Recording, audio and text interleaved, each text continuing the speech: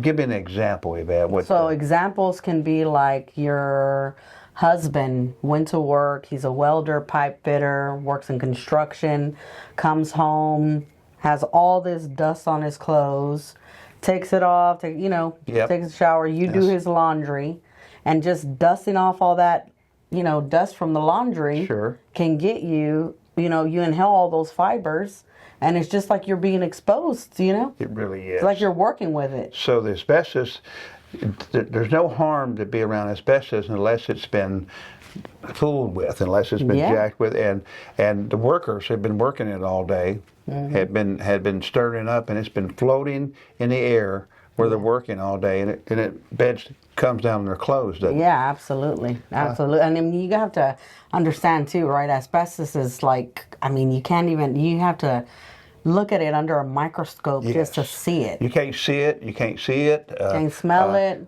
And the fibers are so thin that when they breathe it in, it becomes embedded in their lungs, and no one knows you have it, and they sit there for 10 to 50 years. Yeah. And that's how come this mesothelioma is so deadly, because no one knows you. It's been doing its damage all those years. Absolutely it has.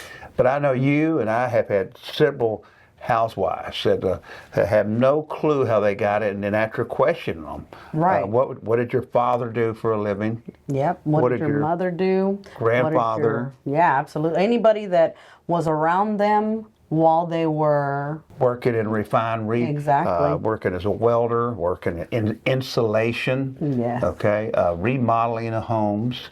But isn't it strange that a housewife who's just worked at home all her life can wash her husband's clothes, who's been exposed to it every day, and she's getting just as much asbestos exposure or more than he was. Yeah, absolutely.